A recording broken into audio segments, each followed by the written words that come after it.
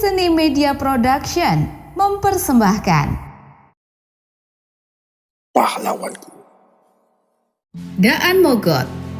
Elias Daniel Mogot atau Daan Mogot merupakan seorang perwira militer dengan pangkat terakhir mayor. Ia lahir di Manado pada 28 Desember 1928. Daan Mogot merupakan putra dari pasangan Nicholas Mogot dan Emilia Inkiriwang atau Min. Dia adalah anak kelima dari 7 bersaudara. Pada tahun 1939, ketika ia berumur 11 tahun, keluarganya pindah dari Manado ke Batavia dan menempati rumah di Van Hoosplein, sekarang bernama Jalan Cut Mutia di Jakarta Pusat. Di Batavia, ayahnya diangkat menjadi anggota Volksraad. Lalu, kemudian ayahnya diangkat sebagai kepala penjara Cipinang di Timur Meister Cornelis, sekarang Jatinegara, Jakarta Timur. Dirinya merupakan anak kelima dari 7 bersaudara. Daan Mogot memang lahir di keluarga yang cukup erat dengan militer.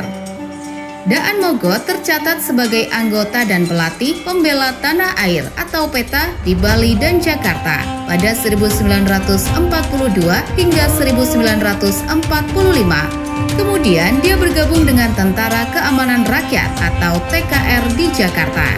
Sejumlah mantan perwira PETA turut bergabung, di antaranya Singgi, Daan Yahya, Kemal Idris, Daan Mogot, Islam Salim, Jopi Bolang, Utarjo, Sadikin, Resimen Cikampek, dan Darsono, Resimen Cikampek.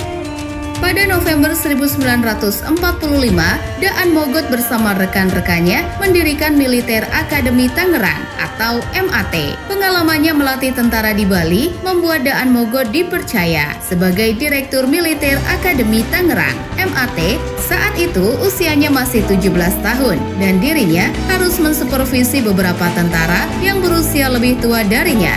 Naas, belum lama MAT berdiri, kisah pertempuran sengit Daan Mogot pun terjadi setelah itu.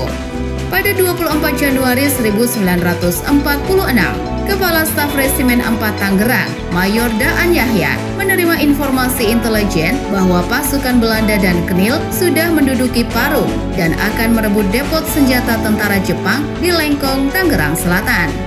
Dikarenakan bisa mengancam kedudukan Resimen 4 Tangerang dan Akademi Militer Tangerang, lalu Mayor Daan Yahya segera memanggil Mayor Daan Mogot dan Mayor Wibowo selaku perwira penghubung yang diperbantukan di Resimen 4 Tangerang untuk melakukan pengamanan.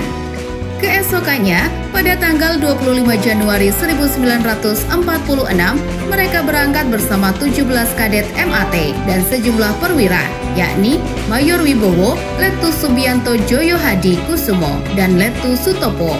Strategi ini dilakukan untuk mendahului, jangan sampai senjata tentara Jepang yang sudah menyerah tidak jatuh ke tangan tentara Belanda.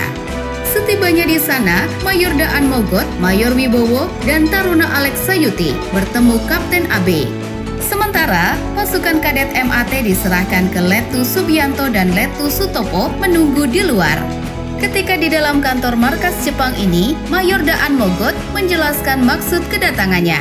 Akan tetapi, Kapten AB meminta waktu untuk menghubungi atasannya di Jakarta karena ia mengatakan belum mendapat perintah atasannya tentang pelucutan senjata. Ketika perundingan berjalan, rupanya Letnan 1 Subianto dan Letnan 1 Sutopo sudah mengarahkan para kadet memasuki sejumlah barak dan melucuti senjata yang ada di sana. Sementara, sekitar 40 orang tentara Jepang yang ada di depo tersebut dikumpulkan di lapangan. Kemudian secara tiba-tiba terdengar bunyi tembakan. Bunyi tersebut disusul oleh rentetan tembakan dari 3 pos penjagaan bersenjatakan mitraliur yang tersembunyi yang diarahkan kepada pasukan kadet MAT yang terjebak. Tentara Jepang lainnya yang semula sudah menyerahkan senjatanya dan berbaris di lapangan lantas berhamburan merebut kembali sebagian senjata mereka yang belum sempat dimuat ke dalam truk. Dalam waktu yang amat singkat, berkobarlah pertempuran yang tidak seimbang antara pihak Indonesia dan Jepang. Lalu, Mayor Daan Mogot segera berlari keluar, meninggalkan meja perundingan, dan berupaya menghentikan pertempuran. Tetapi upaya tersebut tidak berhasil. Mayor Daan Mogot segera memerintahkan pasukannya untuk meninggalkan depot tentara Jepang tersebut dan mundur ke hutan karet di sekitarnya. Sampai pada suatu waktu, Mayor Daan Mogot terkena peluru tembakan di paha kanan dan di dadanya. Namun, ia masih bisa mengambil senapan mesin untuk menembaki lawan, sampai dirinya sendiri dihujani peluru dari berbagai penjuru. Lalu, di saat itu ia meninggal dunia. Guna mengingat momen tersebut, di tempat pertempuran Lengkong itu dibangun monumen peringatan.